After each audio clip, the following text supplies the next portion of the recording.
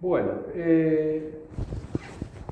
nosotros el año pasado llegamos a ver algo de lo que era el arte europeo. ¿Vas a hacerme acordar qué vimos, qué no vimos? Cursado el año pasado. Por las dudas. Porque yo creo que debemos haber visto ese PowerPoint donde estaban todos los movimientos. ¿Sí o no? ¿O no se acuerdan nada?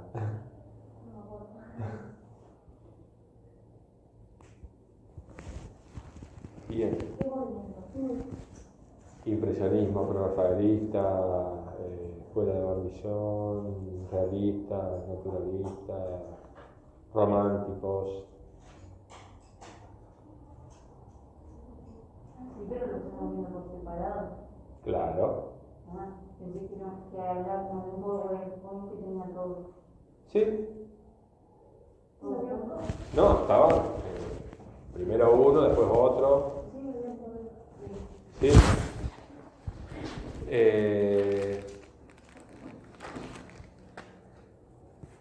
Una cosa que seguramente mencionamos el año pasado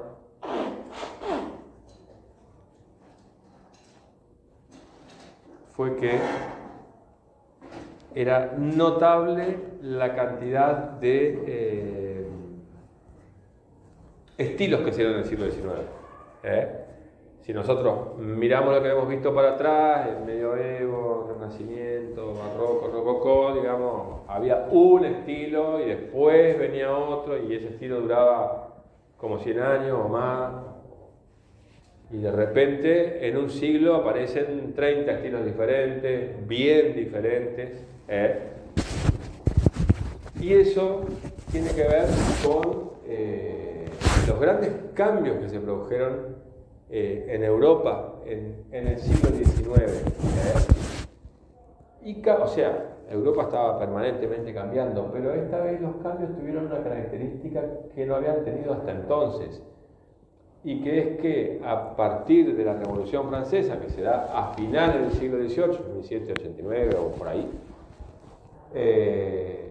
van a entrar a jugar, digamos, roles en la cuestión política todos los sectores sociales.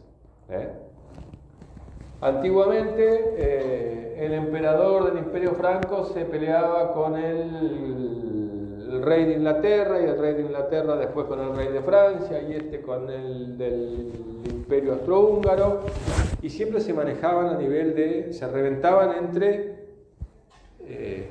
entre dirigentes, por decirlo de alguna manera. Acá vamos a tener algo medio inédito en la historia humana, y que es que por primera vez lo que va a suceder es que una clase voltee a otra clase. No lo habían logrado ni siquiera los esclavos en la época de Roma, de Espartaco y qué sé yo cuánto. Acá no fue entre dos miembros de la misma clase, que sería la nobleza, sino que fue entre los miembros de la burguesía, apoyados por el resto del pueblo, digamos, campesinos, indigentes, obreros, etcétera, etcétera, que va a voltear a la nobleza, digamos. Literalmente le va a cortar la cabeza al rey y al rey. Revolución Francesa, de eso más o menos por ahí se acuerdan, eso seguro que lo mencionamos el año pasado. Entonces ahí entran a tallar una clase social y su compinche, digamos, que era la iglesia, contra otra clase social que va a adueñarse del poder. Se va a armar la famosa convención, la cancha de pelota, va a haber una constitución por primera vez, que va a ser la Declaración de los Derechos del Hombre y toda esa cuestión. O sea, va a surgir un modelo liberal, digamos. Lo que sí hemos visto, me parece, el año pasado, es cómo eso fue, digamos, una respuesta de la burguesía al proceso del absolutismo, o sea, la concentración de poder absoluto en una sola persona, que era el rey de Francia. Esto empieza fuerte con Luis XIV, los siglos XV, los siglos XVI, y la consecuencia inmediata que va a tener es que esa nobleza y ese rey van a vivir a costas del hambre del pueblo, van a gastar guita que no tienen, ya sea en fastuosos banquetes y qué sé yo. ¿Se acuerdan que vimos Batel? Bueno, pues creo que el año pasado, capaz que no la vieron, una película bastante linda. Mientras la gente se cagaba de hambre, encima se metían en guerra, tras guerra, tras guerra, tras guerra, que costaba un montón de plata y siempre la pagaban los mismos, porque la nobleza es absolutamente parasitaria, o sea, no produce nada, salvo guerras y crisis económicas, no sabe hacer mucha otra cosa. Entonces, y aparte, era una traba efectivamente para el desarrollo de la burguesía como clase social. Necesitaba que las cosas fluyeran, se movieran, poder comerciar, rutas, esto, lo otro, y cada noble le metía un impuesto, esto, lo otro. Entonces eso va a terminar estallando y la burguesía va a terminar tomando el control. Obviamente, ni bien tomaron el control, se empezaron a matar entre ellos, porque está en su naturaleza. Aparte, como me han mentido alegremente con la igualdad, la fraternidad y qué sé yo, qué sé cuánto, esa igualdad, digamos, no se expresó en el gobierno, digamos. El sector más importante de la burguesía agarró la manija y el resto a joderse, empezando por los campesinos y siguiendo por los pequeños burgueses y los pequeños comerciantes. Fíjense, este es un mapa de Europa en la segunda mitad del siglo XVIII, justo antes de la Revolución Francesa. Reino de España, Reino de Francia, Reino Unido o Reino de Inglaterra, como le quieran llamar, el Sacro Imperio Romano Germánico, todavía no se había inventado Alemania, digamos, el imperio que sería el austrohúngaro, el imperio de Prusia, el reino de Polonia y el imperio otomano, que siempre estaba acá a las puertas de Europa, siempre en conflicto con Europa. Ese conflicto se va a acabar recién en el siglo XX, cuando después de la Primera Guerra Mundial el imperio otomano desaparece y quede reducido a lo que hoy es Turquía. Dos. Cuando después de la Revolución Francesa, como que el pueblo voltea a la nobleza, pero al mismo tiempo como que desaparece la nobleza, pero aparece la burguesía. Claro, o sea, la burguesía ya estaba, lo que pasa es que estaba sometida a la nobleza. La burguesía voltea a la nobleza y se queda como dirigente, digamos, como dirección. Y el pueblo ahora queda igual que estaba antes, porque para ellos no hubo ningún cambio. Los cambios se fueron para los grandes burgueses. O sea, en la Constitución que se celebra después de la Revolución Francesa, es fácil ver los dos primeros artículos. Uno es que se pone fin a los privilegios de sangre, lo cual significa, entre comillas, que ahora somos todos iguales. O sea, se cambia el concepto de súbdito por el de ciudadano. Y todos son teóricamente iguales. Acuérdense que hasta ese momento lo que estaba primando en Francia, como primaba en el resto de Europa, era la sociedad feudal estamental. Había tres clases, tres estamentos. Los que rezan, que son los curas, los que trabajan, que son los campesinos, y los que comandan y batallan, que son los nobles, que son también el ejército, por ejemplo, los nobles se dedicaban a eso, a la guerra, y nada más que a la guerra. Y acuérdense que habíamos hablado de que ahí se les apareció un bicho, que es la burguesía, que no estaba, no calzaba en ninguno de esos estamentos. La burguesía eran comerciantes, eran intermediarios básicamente. Y cada vez fueron adquiriendo más poder, más billete, inclusive fueron desarrollando una ideología que les permitía desde lo intelectual oponerse a ese reparto social que supuestamente venía de Dios. La sociedad estamental se basa en la ciudad celestial de San Agustín, o sea, supuestamente Dios era el que había designado que haya tres estamentos y qué sé yo, hasta que Él venga y haga el segundo juicio y el juicio final y todo eso, que nunca pasaba al final. Entonces, la burguesía empieza a generar, a través de lo que se llamó el iluminismo, de filosofía, Diderot y compañía, todos los razonamientos como para oponerse a esa cuestión. ¿Cómo lo hizo? Oponiendo a las verdades reveladas de la religión la razón. Entonces, si nosotros usamos la cabeza de algunos tipos, tendríamos que manejarnos de otra manera. O sea, una cosa que es evidente es que concentrar todo el poder en una sola persona no funciona. Tendría que haber alguien que se ocupe de la justicia, alguien que se ocupe de la economía, alguien que se ocupe de, como es ahora, poder ejecutivo, legislativo y judicial. Básicamente eso se inventó en aquella época. Y que tenían que ser todos independientes entre ellos, para controlarse. Entonces no había posibilidad de que uno solo un día se levante con la pata izquierda y diga, le declaro la guerra al otro porque no me gusta el color del zapato, y que era lo que pasaba, y tengan todos que salir a pelear, a poner guita, cosecha y qué sé yo cuánto. Pero claro, o sea, eso estaba muy lindo en los papeles, pero en realidad esa burguesía lo que quería era poder fluir como clase, digamos. O sea, todo lo que le estaba jodiendo el absolutismo era con respecto a la guita. Y con respecto a eso fue que se manejaron. De hecho, cuando se arma la república y hay que votar, no votan todos los ciudadanos. Votan solamente los que tienen determinado nivel económico, o sea, tienen que ser propietario, rentista, o sea, comerciante, rentista o tener tierras, si no, no podías votar. Un laburante común no podía votar.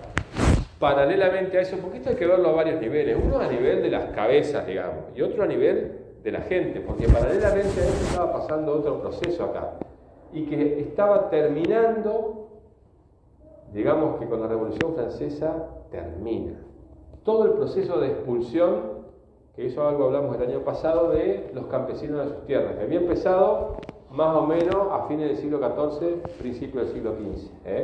Empiezan a echar a la gente, les queman las casas, las aldeas, qué sé yo, qué sé cuánto, y grandes terratenientes, grandes nobles se van apropiando de tierras, porque estaba en ese momento el gran negocio de la lana, entonces había que sacar la gente que cultivaba para poner ovejitas y qué sé yo cuánto, para eso hacía falta un negro nomás que las cuide, no 10.000 que trabajen, entonces a la mierda la gente. Y se fueron apropiando de las tierras. Por eso, muchos burgueses se apropiaron de grandes cantidades de tierras. Por eso, el siguiente artículo les dije, el primer artículo, basta de privilegios, somos todos iguales ante la ley. Libertad de sangre, o sea, basta de privilegio de sangre. Segundo artículo, el de la libertad, pero no dice libertad el artículo, dice libertad de comercio. ¿Eso qué significa? Que no pago más aduana a cualquiera que tenga un alambrado, que puedo usar cualquier camino sin que nadie me cobre, que las rutas son públicas y patatín y patatán, y puedo ir, vender, comprar donde quiera sin pagar impuestos.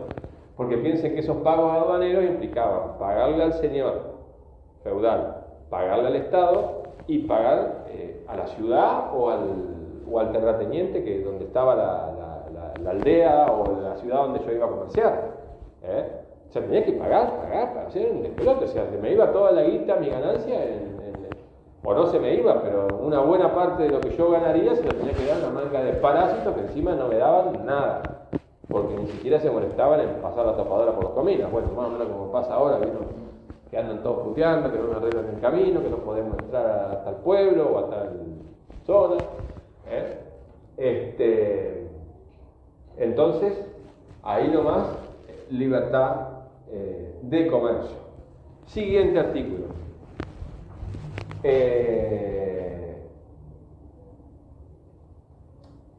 Vieron que recién mencionamos los derechos del hombre, que son lo que hoy es los derechos humanos, que es más o menos lo mismo con algunos pequeños cambios.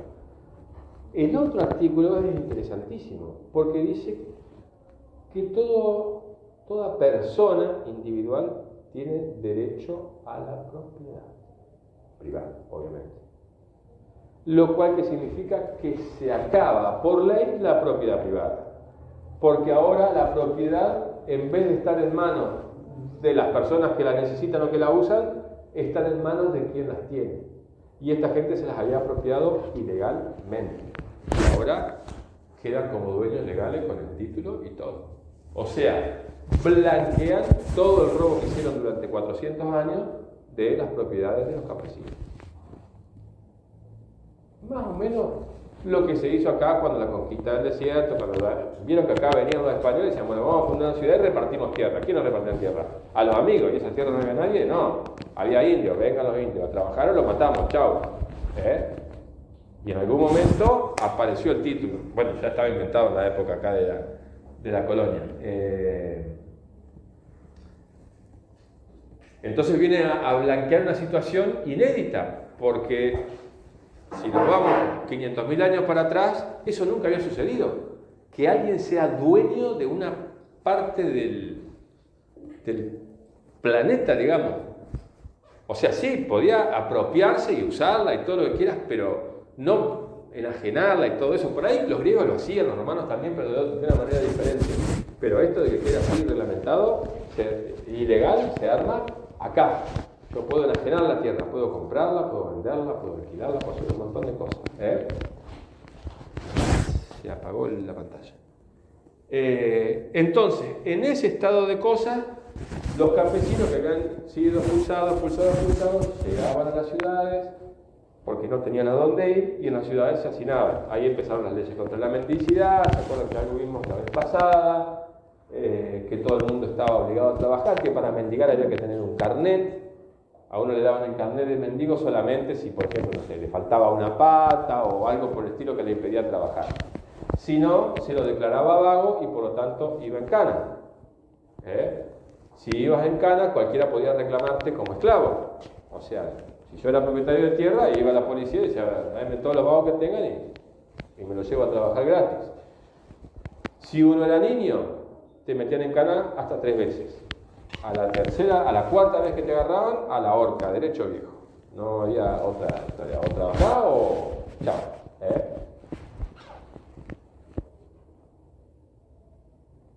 Hasta ahí todo bárbaro.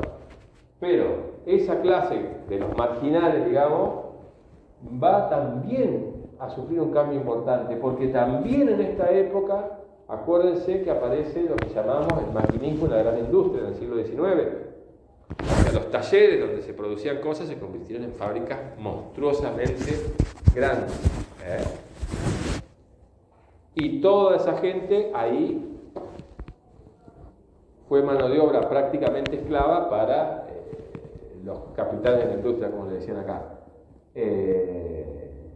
Obviamente no tenían ningún derecho laboral ni nada por el estilo. Rápidamente, como empezó a juntarse mucha gente en el mismo lugar y que tenían el mismo problema, también empezaron a organizarse el tema de los sindicatos, las asociaciones de trabajadores, que obviamente eran perseguidas y reprimidas. Piensen que en 1848 se conforma la primera internacional comunista, que no era el comunismo tal cual lo conocemos ahora, sino una asociación de socialistas, comunistas, anarquistas, qué sé yo, qué sé cuánto, y ahí se le encarga a Carlos Marx y Federico Engels que hagan el manifiesto comunista, que lo hicieron ese año, que ahí sí sentaron más o menos un análisis científico de cómo estaba funcionando la sociedad y que los trabajadores sí o sí tenían que organizarse porque si no se los comían crudos. O sea que fíjense que a diferentes niveles viene pasando de todo. En el siglo XIX también va a suceder los ahorcamientos del 1 de mayo en Estados Unidos, por el cual se celebra el Día del Trabajo, del Trabajador en realidad. Que bueno, hubo una huelga pidiendo por las 8 horas de trabajo y a todos los dirigentes los mandaron a la horca, listo, por sedicioso y qué sé cuánto. En Inglaterra, que quemaron a todas las mujeres en la planta textil esa que se celebra el 8 de marzo por ese hecho, también que estaba reclamando, no sé, si por mejores salarios, por menos horas de trabajo, o por qué. Los primeros reclamos por horas de trabajo eran por 12 horas de trabajo. Imagínense cómo estaba esa gente. Trabajaban 16 a 18 horas por día. O sea, lo único que hacían era trabajar y dormir. Y un ratito para comer. Y seas niño, mujer, hombre, lo que sea. Después empezó el reclamo por las 8 horas. Bien, si bajamos un cachito en el mapa, fíjense que cuando viene Napoleón, como les decía, se arma la revolución, se arma la convención, constitución, todo el índice, se empiezan a matar entre ellos, se arma un despelote, viene el régimen del terror, Robespierre, pum, pam, pam, pam. Aparece Napoleón, da un golpe de estado y queda él como cabeza máxima. Y se nombra emperador. O sea, pero no regresa a la monarquía. Él mantiene toda la onda republicana, digamos, los derechos y todo eso, pero se nombra emperador porque el tipo no se andaba por boludez. Él quería ser el number one. Y se chupa prácticamente toda Europa.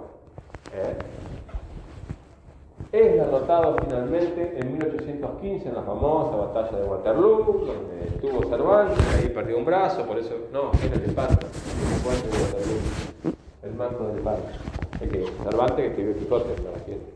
Sí, fue mucho antes, no que bueno, me estoy confundiendo hasta de siglo.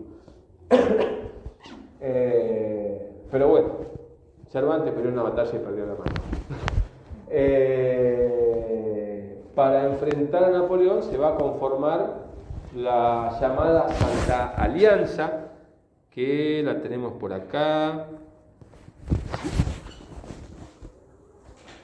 que son estos tres imperios que eran los más importantes y más absolutistas, el imperio austríaco, el reino de Prusia, que después se van a convertir en el imperio austrohúngaro, y el imperio ruso. En aquel momento todavía estaban los zares.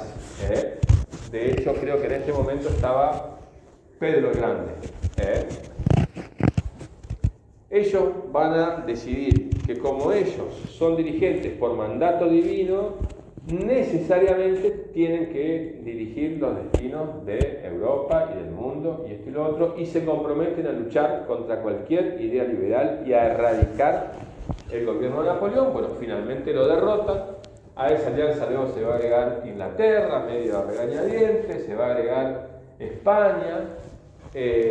Cuando vuelva la restauración a Francia, o sea, después de Napoleón, vuelven a restaurar la monarquía, se agrega Francia también, por supuesto, son todos divinos y vienen de Dios y qué sé yo, pero enseguida se agarran entre ellos y se arma de nuevo la podrida.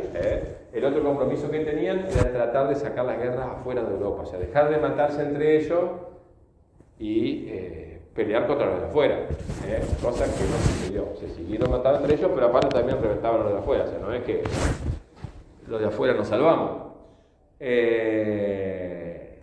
Después de la derrota de Napoleón, fíjense que el mapa de Europa va a tener grandes cambios. Por ejemplo, van a aparecer dos países que antes no existían. Uno es Alemania, el otro es Italia. Y bueno, esta parte que antes era del Imperio Otomano también aparece en Rumania, Bulgaria, bueno, Grecia, todos estos países antes eran del Imperio Otomano. ¿Vieron que acá a todos los que vienen de la zona de allá o que venían le decimos turco? No importa si es sirio, si es libanés, si es griego, es turco. Más allá de que sea una comodidad, también era una cosa que tenía que ver con el Imperio Otomano, porque como todos esos países estaban bajo el dominio del Imperio Otomano, todos tenían pasaportes turcos. No importa si era griego, si era serbio o de dónde, vos eras turco. Interesante el tema de los pasaportes. Así que acá a toda esa gente le quedó turco. O sea, que viene de aquel lado, turco. Chao, no importa dónde venga, nosotros le decimos turco.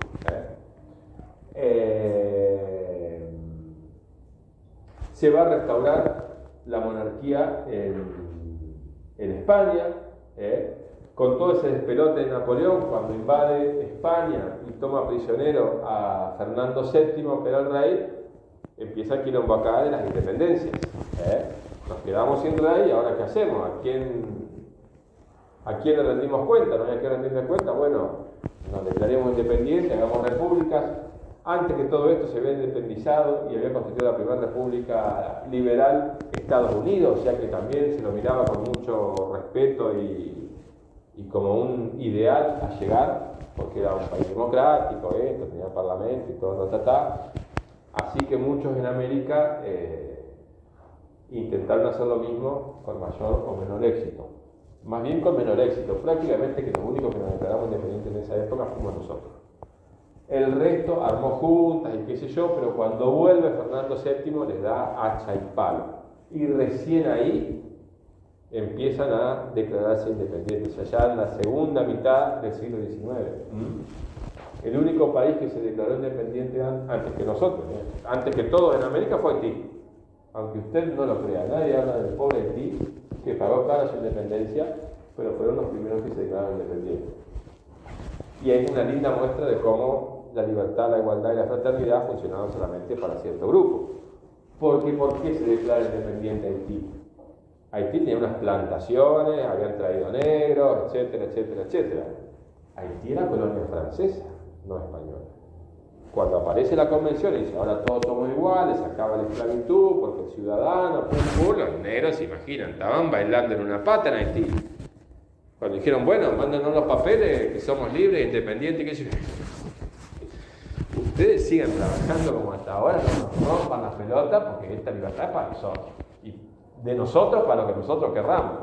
Y ahí los negros se pusieron así, empezaron su proceso independentista y finalmente lograron expulsar a los franceses. Y gracias a Haití se independiza prácticamente el resto de Latinoamérica, porque si no hubiera sido por Haití, ninguno de los países caribeños, ni siquiera hasta Perú, se hubieran podido independizar.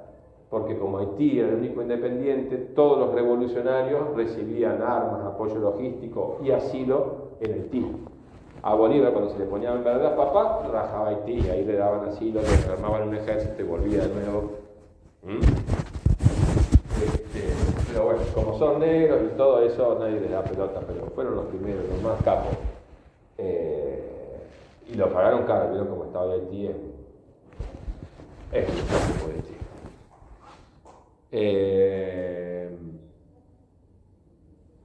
¿Qué más acá? Esto es interesante también. Esta es una carta que le hace Voltaire a un amigo, donde le dice, el amigo se ve que le había dicho que hay que educar al pueblo, que es todo idealista con la revolución y qué sé yo, y Voltaire, el principal iluminista y democrático y qué sé yo, y derechos del hombre, dice, un momentito que la están peinando. No, el pueblo no es toda la gente, el pueblo es el buen burgués, el habitante de la ciudad. Si vos explotases un campo, como hacía Voltaire, que vivía de las rentas que le daba su campo, me parece esencial que haya indigentes e ignorantes. Si vos explotases un campo, si pusieras al lado, estarías perfectamente de acuerdo conmigo. No es jornalero el que hay que instruir. Dudo que esta clase de individuos tenga nunca tiempo ni capacidad para instruirse. O sea, eso es lo que pensaba el pueblo de aquella época del pueblo según nuestro concepto actual. En el siglo XVIII y XIX el pueblo era eso viene del populus romano. En Roma, en las clases sociales, estaban los patricios, y había una parte que era el populus, que era el pueblo, que eran los ciudadanos romanos que no eran propietarios y que no eran patricios, pero eran ciudadanos, o sea que tenían derechos. En este caso el pueblo sería eso, el pueblo, los comerciantes, los burgueses, o sea, los que no eran nobles, pero que tampoco eran laburantes así con la mano, digamos, no eran campesinos, no eran jornaleros, nada de eso. Eran la gente acomodada que vivía en la ciudad. Eso era el pueblo en el concepto de aquella época. Ya al amigo de Voltaire, a David Nabil, se le empezaron a confundir los tantos y Voltaire rápidamente le dice, no, un momentito que la están peinando. Pueblo es esto, es el buen burgués, el habitante de la ciudad. El burgués, por definición, es el habitante de la ciudad. Creo que eso lo habíamos mencionado. En Europa, burgo quiere decir ciudad.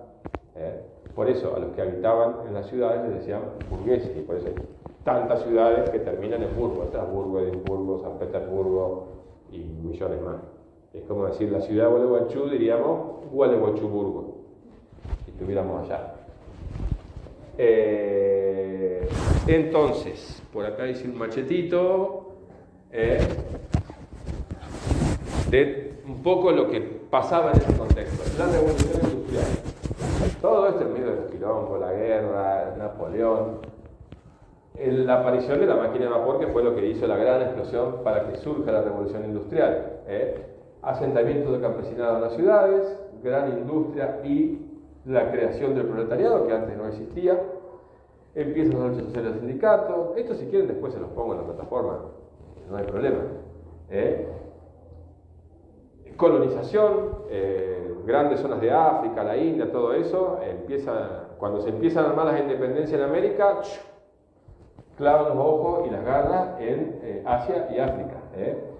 Auge del primer capitalismo, proceso independentista en América, y esto es interesante. Emigración masiva desde Europa hacia otros lugares. Esto nos da cuenta del hambre que pasaban esos negros. Mientras en Austria, en Viena, bailaban los valses de Strauss, el Danubio Azul, y la corte en Versalles y en Francia, y patatín y patatán, la gente se cagaba literalmente de hambre. 50 millones de personas, más o menos, salieron de Europa hacia América solamente, sobre una población de 250 a 265 millones a mediados de siglo. O sea, entre el 20 y el 25 de la población de Europa se fue porque se cagaba de hambre. Mientras la emperatriz Sisi bailaba en los palacios de Viena, en la vereda del palacio la gente se moría de frío arriba de los árboles y de hambre. Literalmente, se subían ahí porque no sabían cómo combatir el frío y se morían ahí arriba del árbol, lo encontraban otro día. Entonces, por un lado tenemos la imagen de esa Europa resplandeciente en literatura, en pintura, en filosofía, en desarrollo tecnológico, en finura y todas esas cosas que nos dejó el siglo XIX como el siglo en que la burguesía realmente conquistó el mundo, pero eso está muy lindo para una parte.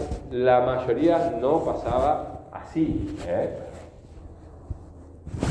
Y eso se hizo sentir. De hecho, en Francia estuvo la revolución de 1830 contra la recién restaurada monarquía, y después la de 1848, que finalmente tiró la monarquía y se armó una república, la primera república francesa. Que es muy gracioso lo que pasó ahí, porque tiran al rey, arman la república, convocan elecciones, votan a un negro. ¿A quién lo votan? A Luis Napoleón, que era sobrino nieto político de Napoleón. O sea, no era ni pariente de Napoleón, pero él usaba el nombre Napoleón como padre. El tipo gana por robo las elecciones. Cuando termina el mandato dice, pero a mí me tendrían que reelegir, y no había reelección. Entonces es un golpe de Estado. Y llama un plebiscito a ver si la gente quería que realmente él siguiera o no. Y lo reeligen por más robo todavía. Entonces, ¿qué hace el tipo? Se nombra emperador. O sea, vuelve todo para... Es una locura. El primer presidente republicano se nombra emperador. Después se mostró quilombo y lo termina. Bueno, encima tiene la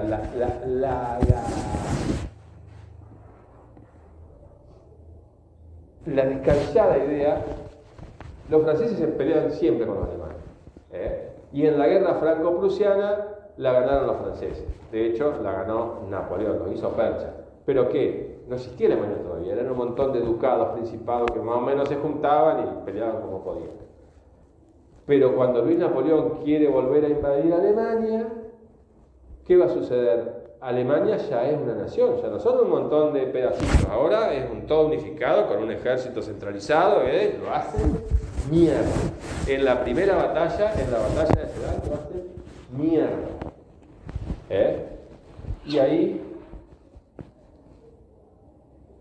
yo sé que por ahí me voy un poco por las ramas y un poco para atrás, pero es importante porque los procesos históricos, si entendemos la historia, entendemos qué es lo que está. Miren lo que pasó acá. Sedan, a ver si tengo un mapa de Europa, acá.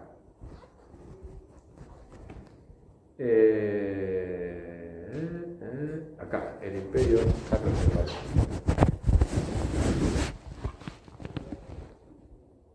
¿Se acuerdan que el año pasado algunas cosas que vimos en el arte medieval tenían que ver con el arte carolíngio, el nacimiento carolingio, Carlomagno y compañía. Carlomagno armó el Sacro Imperio Romano Germánico, que era más o menos esto, más lo que hoy es Francia y un pedacito de Italia. Carlomagno, cuando se muere Carlomagno, divide el imperio entre sus 3 hijos. O sea, el imperio romano germánico de lo loco fue una canasta, porque los hijos empezaron a pelear entre ellos, qué sé cuánto. A uno le dio lo que después va a ser el reino de los francos, Francia. A otro le dio lo que hoy es Alemania. Y al tercero le dio un pedacito acá al medio, que se empezó a llamar a partir de ese momento Lorena, porque el chico se llamaba Lotario. Y Lorena no quedaba ni en Francia ni en Alemania. Lotario hizo cagada rápidamente, así que se le empezaron a disputar, patatín y patatán. Esa es la región que hoy le decimos de Alsacia y Lorena. Cuando se divide lo que es hoy Francia de lo que es Alemania en 2 y no ya en 3, Francia se queda con la región de Alsacia y Lorena. En otra guerra, el Sacro Imperio la gana y agarra Alsacia y Lorena para ellos. Napoleón vuelve a hacer la guerra y se vuelve a agarrar Alsacia y Lorena para ellos. Luis Napoleón hace la guerra y la pierde, y los alemanes se vuelven a agarrar Alsacia y Lorena. En la Primera Guerra Mundial, Francia y Alemania son enemigos. ¿Quién pierde? Alemania. ¿Qué hace Francia? Se agarra a Alsacia y Lorena. Unos pocos años después de la Segunda Guerra Mundial. ¿Qué es lo primero que hace Hitler? Invade Francia y se agarra a Alsacia y Lorena. Es un ping-pong ese pobre lugar. Alsacia y Lorena. Pierde Hitler la Segunda Guerra y ¿qué pasa? Vuelve a Francia, Alsacia y Lorena. Ese problema recién se va a terminar bastante después del fin de la Segunda Guerra Mundial con lo que se llama el Pacto del Carbón y el Acero, y que es el germen de lo que hoy es la Unión Europea. ¿Qué pasaba en Alsacia y Lorena? En Alsacia y Lorena había unas minas de carbón impresionantes. Entonces, de ahí se sacaba el carbón y el acero. Cuando viene la revolución industrial, el carbón y el acero empiezan a ser fundamentales para construir máquinas, para la máquina de vapor, para el carbón mineral también se utiliza como combustible, digamos. O sea que era una materia prima fundamental que había en cantidades exorbitantes acá. Hitler obviamente la quería para fabricar sus tanques y los franceses, ingleses o quien sea, también para fabricar los de ellos, más hasta adelante sus aviones, que sé yo, que sé cuánto.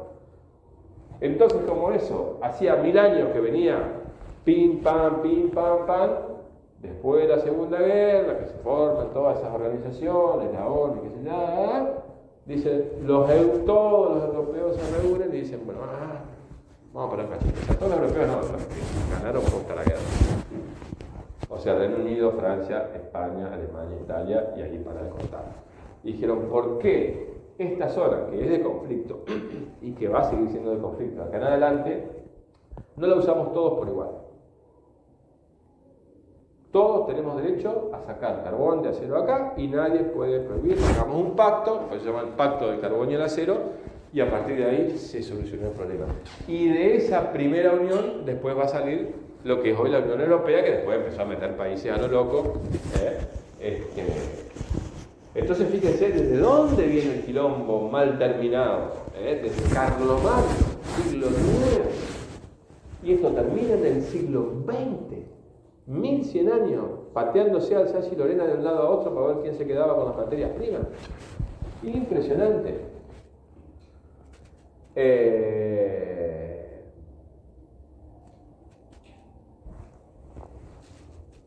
A ver, que antes de decirlo de Alsacia y Lorena, yo no me acuerdo qué estaba explicando, pero no importa. A lo que voy es que, a ver, vamos a ver cómo andamos con el tiempo. Nosotros tenemos hasta las 9 menos 10, 9, ¿aquí lo tenemos? 9 menos 10. Son las 8:30, estamos bárbaros. Estamos bárbaros. O sea, todo este quilombo que vengo armando desde que arrancó la clase es para mostrar el quilombazo que había en Europa a todo nivel. A todo nivel. Entonces, lo que nosotros vimos el año pasado, cuando vimos el siglo XIX, los diferentes movimientos que surgieron, tienen que ver con este quilombo, donde participaron todos los sectores sociales. El campesino, por primera vez, alguien dice, existen los campesinos. O sea, los de arriba no los tenían ni en cuenta, para ellos eran como animalitos que andaban por ahí y criaban papas y vacas y nada. Entonces van a empezar a ser visibilizados también en el arte, en la literatura, en la música. Va a surgir frente a todo este desastre y al tema del comercio y el capitalismo, que en este momento empieza a agarrar envión, toda una reacción que es el romanticismo alemán, que está mucho más pendiente de los sentimientos y qué sé yo, y no tanto de la razón. O sea, es como el anti-iluminismo, digamos, que va a tener prácticamente todo el arte europeo, pues se va a desparramar del siglo XIX. Entonces, por eso tenemos tantos movimientos, porque no había una sola cabeza que perteneciera a una sola clase y que manejara la cosa. Andaban de un lado para otro. Hoy era un Napoleón, mañana era un presidente, pasado un rey, después caía el rey, ponía otro presidente, después venía un dictador, después el pueblo tomaba las calles. Entonces estaba toda la sociedad ahí metida. Y los artistas, provenieran del lado que provenieran, empezaron a reflejar lo que les estaba sucediendo, o sea, empezaron a ser atravesados por su realidad. Pero, a ver si nos acordamos un poquito lo que vimos de arte del siglo XIX. Por ejemplo, tenemos un movimiento que es el más conocido, que son los impresionistas. Si ustedes se acuerdan, los impresionistas eran pura luz, puro color, gente paseando en bote, paisajes para acá, paisajes para allá. O sea, estaban reflejando un sector que estaba pum para arriba, por más guerra, por todo, estaban haciendo plata como locos y la pasaban bomba. Los cafés nocturnos, La Noche de París, Toulouse-Lautrec, French Cancan, el Moulin Rouge, todo el ratatá. Después tenemos otro grupo que se acuerdan que eran los prerrafaelitas. No se acuerdan de los prerrafaelitas. Un prerrafaelita fue el que pintó ese famoso cuadro de la Ofelia muerta que está ahí tirada entre el agua y las plantitas, más conocido que la mugre. Que era un grupo que decía que, se llamaban prerrafaelitas porque decían que todo lo que vino después de Rafael Sanzio era porquería, que había que volver a aquella época, al misticismo medieval, a los caballeros andantes, a los nobles ideales y toda esa idea que ellos habían hecho en el siglo XIX de cómo eran en el siglo XIV y XIII. Idea muy equivocada, por cierto, porque caballeros andantes muy lindo para los libros, pero en realidad eran unos masacradores de gente que ni les cuento. Unos bestias tremendos, pero bueno, ellos proponían volver a todo eso. Entonces siempre pintaban temas al estilo de aquella época o con temas de aquella época. Ofelia es un personaje de Hamlet, la obra de Shakespeare, que es todo romántico, pues estaba juntando florcitas arriba de un árbol y se cae y se ahoga y queda ahí. Entonces los prerrafaelitas tienen toda esa temática medio medievalosa, un caballero andante que llega a un lugar, la Ofelia, patatín y patatán. Como eso que les decía del romanticismo, esa reacción al iluminismo, sino los sentimientos, el temor a Dios y toda esa cosa. Eran medio monjes, se peleaban por las mismas mujeres, por eso se pudrió todo con los prerrafaelitas, porque para ellos el amor era lo fundamental. Después teníamos a otros que eran los realistas, como Millet, por ejemplo, ¿se acuerdan? Que pintaba a los campesinos rezando el Ángelus, descansando en la parva de heno, unos campesinos muy idealizados, romantizados, o sea, se los presentaba como trabajadores y todos, pero como que eran que vivían en un ambiente natural, la influencia de Rousseau, el hombre natural, toda esa cuestión, no sé si la habrán visto por ahí en algún lado. Después tenemos a los más realistas, de urbanos, digamos, la lavandera, el vagón de tercera clase, donde están los trabajadores, todos pintados con colores marrones. O sea, diferentes artistas van reflejando diferentes lugares. Delacroix, La libertad guiando al pueblo, ese sí lo tienen que ubicar, porque ese sí que es conocido, que está la libertad con la bandera francesa y al lado del pueblo, ahí todos muertos y tirando tiros. Toda la revolución de 1830, ese cuadro se convirtió en un ícono de eso. Los ideales del pueblo, pero en ese caso que pintó él, del pueblo llano, digamos, no del pueblo, sino de los pobres. O sea, no ven cuadros y son todos desarrapados. O sea, la gente que fue a poner el cuerpo realmente ahí, después la cagaron, pero siguió intentándolo como pudo. Entonces fíjense que en esa época pasa eso. No hay un único personaje que encargue las obras como había sido históricamente la nobleza o la iglesia. Sino que inclusive va a estar dándose en el medio de todo esto otro proceso que afecta directamente a los artistas. Y que acá sí que va a aparecer el artista independiente, entre comillas. Va a aparecer un artista que no pinta por encargo, sino que pinta lo que quiere y después ve quién lo vende. Vieron que recién decíamos en el machete ese que tenía que empieza fuerte el capitalismo en esta época. La primera consecuencia que va a tener el capitalismo es que todo, absolutamente todo, se va a volver una mercancía. Piensen que a los capitalistas tener toda esa cantidad de mano de obra casi esclava le venía bárbaro por dos razones.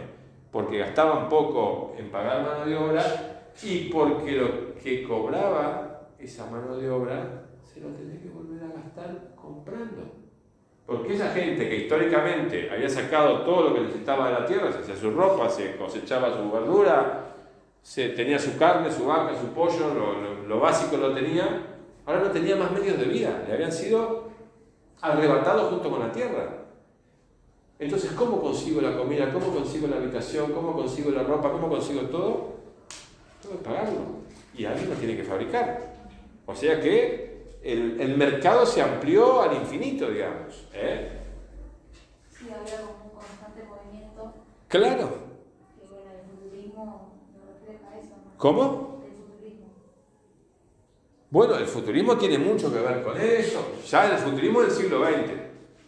Pero refleja el maquinismo, la gran industria, el amor por la máquina, la tecnología y ese progreso lineal que soñaban los europeos ya en el siglo XIX, de que el proceso, y que lo seguimos pensando todavía mucha gente hasta hoy, que el progreso no te detiene y que cada vez vamos a estar mejor. Ahora no lo creemos tanto porque vemos que todo es un desastre. Pero en aquella época que recién arrancaban decían, esto no tiene límite, no tiene techo. Se inventó el tren, después se va a inventar esto, después lo otro, qué sé yo, qué sé cuánto, y que la humanidad va a ser súper. Dentro de ese proceso en que todo se va a terminar convirtiendo en mercancía, piensen que esto históricamente también es un antes y un después. O sea, es la primera vez en la historia que se producen más cosas para el cambio que para el consumo. Antes lo del cambio era una partecita de todo lo que se producía. La mayor parte de la producción la gente se la consumía. Eso va a afectar también la obra de arte, que también se va a volver una mercancía que circula, no ya que ella me encarga el retrato así, toda elegante, y lo cuelga en la pared y ahí queda. No, ahora yo pinto un paisaje, se lo vendo a ella hace un par de negocios ahí, me promociona y se lo vende más caro a aquella, y ya empieza a haber una circulación, o a proponer nuevas estéticas, que a esta nueva clase social recientemente llegada al poder le viene bárbaro, porque quiere despegarse un poco de ese clasicismo y todo tipo, el neoclasicismo y todo eso, va a quedar medio como, esto es lo que ya no va más. Ahora tenemos el impresionismo, que tiene que ver también con los avances tecnológicos. sea, hay también un nuevo mercado y aparece la figura del marchand. El marchand antes no existía, pero no había ni forma de que existiera. Un tipo que se dedicara a comprar y vender cuadros. Acuérdense de Van Gogh, el hermano de Van Gogh, Theo Van Gogh, que era el que lo bancaba, el pobre Van Gogh, que no servía para una mierda más que para pintar. Por suerte pintaba muy bien, pero incapaz de trabajar ni de nada. El hermano de Van Gogh era marchand, trabajaba en una galería de arte importantísima. Había una galería de la puta madre. O sea, los franceses, a partir de esa revolución del iluminismo en el principio del siglo XVIII o fin del siglo XVII, no sé qué, empezaron a tener un movimiento intelectual muy fuerte. Hay una cosa. Ese movimiento intelectual que surge en Francia, esas discusiones, pero que ya empiezan a tener otra profundidad. Fíjense lo que es la vida y la historia, ¿no? Tienen que ver con una cosa que nada que ver. Con el café. También. Hubo un turco que se fue a Francia y llevó el café. No se conocía en Francia el café. Y al rey le encantó el café y se pusieron cafeterías por todos lados. Y ustedes dirán, ¿y? Tomaban café. Bárbaro. Antes de que el café se pusiera de moda, creo que 5 años después de que llegó por primera vez el café a Francia, en París solamente había más de 600 cafeterías. Vieron que los cafés franceses son famosos. ¿Saben qué tomaban los franceses y los europeos en general? Alcohol. No podían tomar agua porque se apestaban. Acuérdense que había peste, y el agua estaba hipercontaminada. En las ciudades ni hablar. Era la contaminación caminando en la ciudad. Todos los desechos iban al río, iban a la calle. Entonces, ellos sabían que el alcohol mataba, digamos, o por lo menos no transmitía tanto las enfermedades. Entonces, cuando se levantaba, se tomaban una cervezucha ahí nomás. Al mediodía se tomaban un vinito y a la noche se tomaban un whisky. O sea, vivían en pedo y medio abombados. Cuando empiezan a tomar café, que como hay que hervirlo y qué sé yo cuánto, tampoco transmite las enfermedades, los tipos estaban avispa. Y aparte la cafeína los ponía pum para arriba. O sea que es como que eso influyó también en juntarse, no ya para chupar y quedar medio pelotudo, sino para charlar y charlar de... Bueno, charlando, empezamos a charlar de otros problemas y de cómo los podemos solucionar y ahí nomás se armó el iluminismo, una revolución francesa y te cambió el mundo por una taza de café. Que no, obviamente no fue por eso, pero evidentemente sí que debe haber tenido muchísimo que ver.